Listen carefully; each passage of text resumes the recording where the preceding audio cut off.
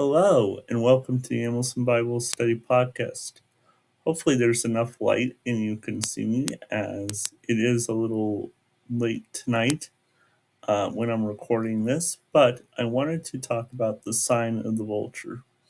What is the sign of the vulture? Well, if we go to Matthew chapter 24, starting verse 26. And then going through verse 28. So if anyone tells you, there he is out in the wilderness, do not go out. Or he is here in the inner rooms, do not believe it. For lightning that comes from the east is visible even in the west. So will this coming of the Son of Man. Wherever there is carcass, there the vultures will gather. And this is also reflected in Luke, starting in chapter 17, verses 34 through 37. I tell you, in that night there will be two in one bed, one will be taken and the other left. There will be two women grinding together, one will be taken and the other left. Two men will be in the field, one taken and the other left. And they said to him, Where, Lord?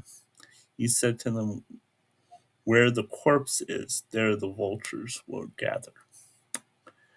And so vultures were a sign of, in this passage, we can see the coming judgment. And we can see that in other passages, like if we go back to uh, the um, uh, Ezekiel chapter 39, 17 through 20. And as for you, O Son of Man, the Lord, speak to the birds of every sort and to all the beasts of the fields. Assemble, come, gather around the sacrificial feast that I'm preparing for you. A great sacrifice of feast on the mountain of Israel, and you shall eat flesh and drink blood. You shall eat the flesh of the mighty and drink the blood of princesses of earth, of rams, of lambs, of he goats, of bulls, and all the fatted beasts of Bashan. And you shall eat it until you are filled, and drink blood you are drunk. At the sacrificial feast I am preparing you, and then you shall be satisfied, for I poured out my spirit upon all Israel, declares the Lord. So, pretty harsh judgment words. And I think this series of verses and passages tell us a couple key things. One of the key things that this passage tells us is that the coming judgments of God are not to be taken, of course, lightly. They will leave behind them blood and death, and that there is wrath coming. Um, there are some, of course, groups and people that don't want to acknowledge that the wrath of God is coming, but it is coming and it will come. And so, and it will be quite a thing because it appears from, if you read Ezekiel, and then if you read, there's a passage in Revelation where it talks about the blood of the saints coming up to God and asking for judgment. That we are not passive in this. That part of the reason these judgments of wrath are coming from God are not just because of God's wrath. Um, and what I mean by that is that yes, God's wrath is first and foremost, and He's the one carrying it out. But it appears from certain sections of Scripture, and we can see this in the anticipations of King David, say in Psalms, or the rest of the prophets, not just Ezekiel, but this idea that somehow um, somehow that we are involved, we are participatories in the coming wrath of God. And so I think one of the things that we can ask ourselves is, is is it wrong to ask for God's judgment? And I think that's not unwarranted. I think we should be willing at times to be asking for God's judgment to come. But we shouldn't do it in a boastful or prideful way. And we have to be aware of our own sinfulness before God and the possibility that we might find ourselves, if we are too hasty, on the other end of that judgment as well. So it's like, right, do do not be hasty, right? God tells us, inspect the log in your own eye before you take out the log in another. And talking about the Pharisees and the whitewashed tombs, and then of course Jesus repeatedly saying about certain people who said, "Lord, Lord, did we not do all these things in your name, prophesy, all that sort of stuff?" And the Lord coming to them and saying, "Lord, I never knew you." But I don't think it's entirely wrong for Christians to anticipate the possible judgment of God and to eagerly await it, because we see so much evil and darkness in the world. And we are still living in a time where it appears like there's a lot of evil, and we want God's justice and judgment. We don't want it simply for the sake of venting and being wrathful for just the emotional kick of it, but because we desire God's justice on earth. But the other key thing, and I think it's really interesting, especially if you when reading Matthew 24 in that verse prior, right? So we have the verse saying, "Where the corpses, the vultures will gather." And when you see a lightning bolt hit the earth, it's from east to west. Now, of course, I'm speaking somewhat metaphorically, but he's basically saying, like, when you see a lightning, I live out here on kind of the hilltops in front of kind of hill country, right before kind of on a slope. We're kind of a city right on the edge of mountains and then the plains. And so when you look out across the plain and there's lightning storms or thunderstorms, and it strikes the earth, it lights up the entire right plain. You can see it from one side of the city to the other side of the city, from one side of the plain all the way to the mountains. It's not hard to see a lightning bolt, right? Right. It's not like, oh, that's a little thing happening over there that I missed. It's very hard to miss a lightning bolt, right? And it's very easy to see when vultures are gathering over a carcass, right?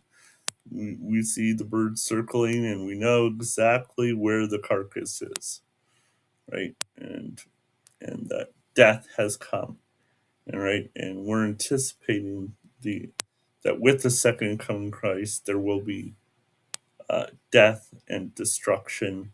There will be restoration, surely, but there will be death and destruction of the wicked. And these are not minor things, and they're not easy to overlook. And so, kind of in our very conspiratorial kind of mindset that we have in today's culture and society, um, in light of a lot of revelations of things going on in the world, things with certain files on people, um, uh, possible all sorts of weird stuff going on, right, in our world that has gotten us into a very conspiratorial mindset. And I think the Bible here is actually warning against that. because we often think like, well, we got to be watchful and wise, and we certainly should. But when it comes to the coming of the Son of Man and the coming judgment, we are not taken by surprise.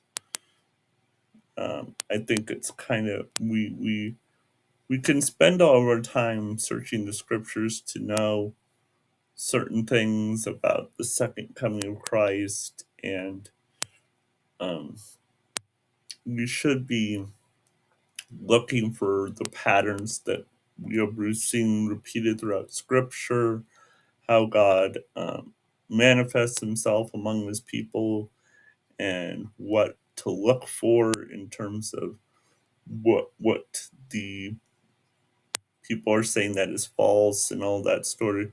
But we can get easily wrapped up and find like some weird conspiracy about this, and we can like try to like examine everything to every detail, and we can look at AI and ask certain questions. Oh, is this the Antichrist and all that sort of stuff?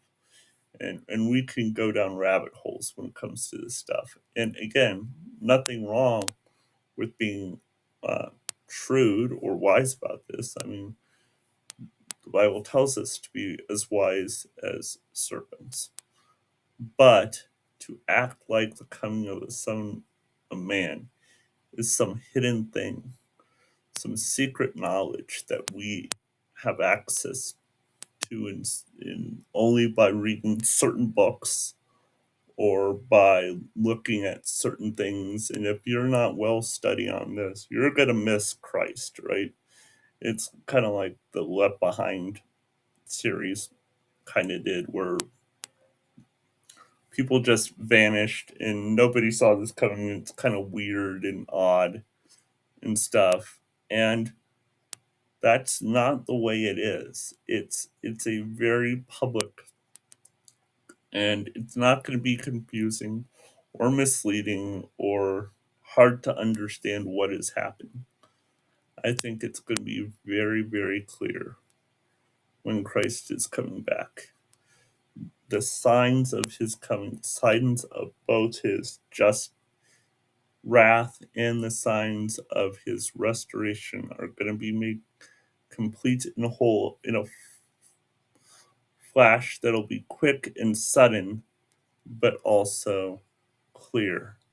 Clear to anyone who's looking toward Christ. And I don't mean even in the sense of um, the sense of how should I put this? In the sense of looking toward Christ in terms of all the prophecy stuff.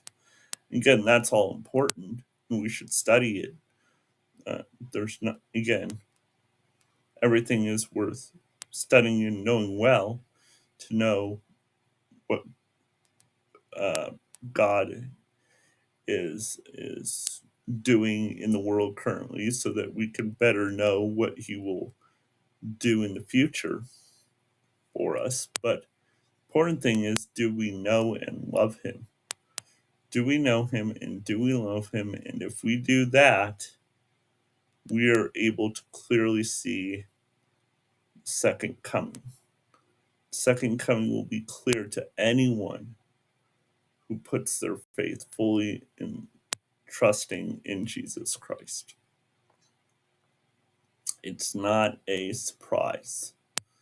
Uh, the Lord is coming, and He's coming with a sign that we will not be able to miss. And it's not because we know some weird political movement or because we've found the secret date in the Bible or some other thing like that.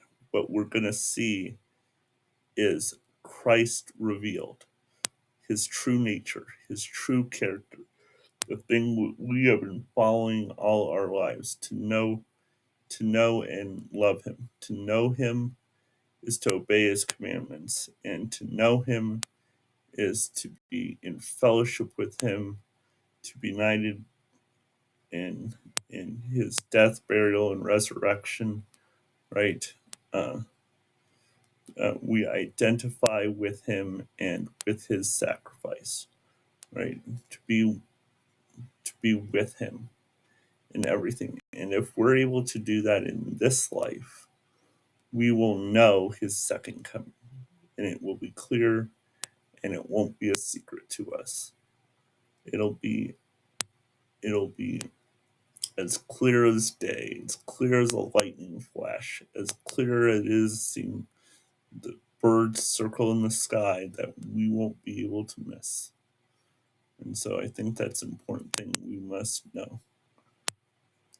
God and his revelation toward us and who he is, right?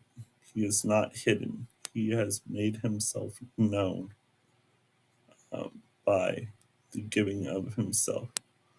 The light has come into the world, and people reject it not because they haven't read the right thing or because they're not looking at some weird political angle, but because they love the darkness rather than light. And the only reason they're going to miss it is because they're in the darkness. So stay in the light, to be born again, to to know Christ and him crucified, and then to live that out daily. So that's how we'll know. That's how we'll see the vultures. We will see the vultures of God, of his angels, and of the king of all vultures, coming down to bring his judgment and wrath, which the vultures will feed upon. Scary stuff, and thing, and so something we ought to be aware of in our own hearts and minds. All right, that's all I have. Bye.